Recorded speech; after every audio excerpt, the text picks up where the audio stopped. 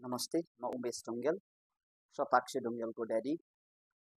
मैले छोरी शताक्षीलाई उसको बिएस एमडी स्टडीका लागि फिलिपिन्स मनिलाको इमिलियो अगुनाल्डो कलेजमा भर्खरै पुर्याएर आएको छु।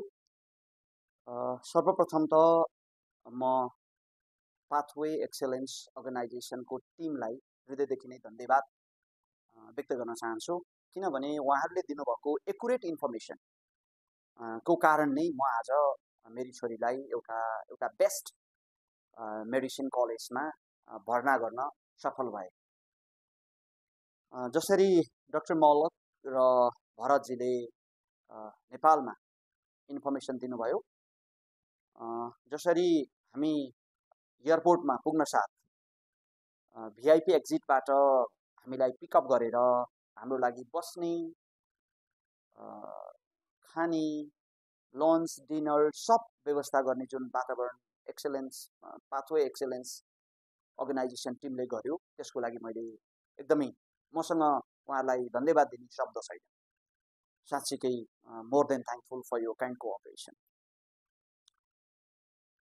अनि म यसै गरी हाम्रो मम रेमीलाई हृदयदेखि नै आभार व्यक्त गर्न चाहन्छु, किनभने उहाँले एउटा आमाले गर्नुपर्ने दायित्व बच्चा बच्चीलाई निर्वाह गर्नुभएको मैले पाएपछि उहाँसँग अनुमति लिएर मैले पनि उहाँलाई मम भने। अहिले म उहाँलाई मम रेमी भन्छु।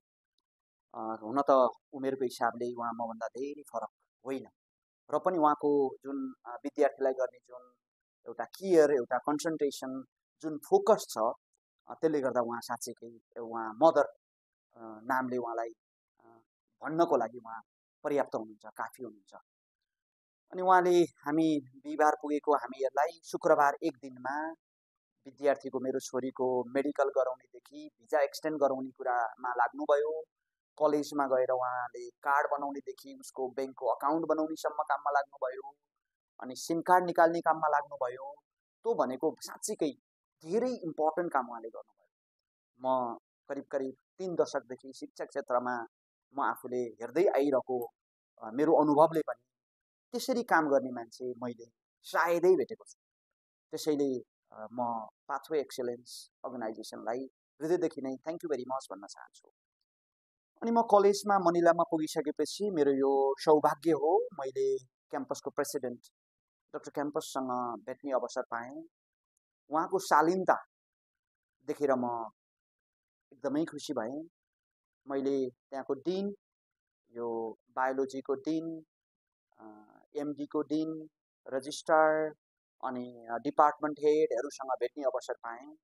उहाँहरूसँग भेटिसकेपछि मैले जे इन्फर्मेसन नेपालमा पाएको थिएँ अथवा मैले बुझेको थिएँ, मैले त्योभन्दा माथिबाट एउटा स्टुडेन्टलाई एमबिबिएस बनाउने सिलसिलामा कसरी इमिलियो चाहिँ फरक प्लेसमा छ त, कसरी ऊ चाहिँ फरक पोजिसनमा छ त भन्ने कुरालाई एउटा रियलाइज गर्ने अवसर पाएँ। सँगसँगै मैले हस्पिटल इमिलियो मेट जुन हस्पिटल इमिलियोको आफ्नो हस्पिटल मनिला मेट घुम्ने अवसर पाएँ।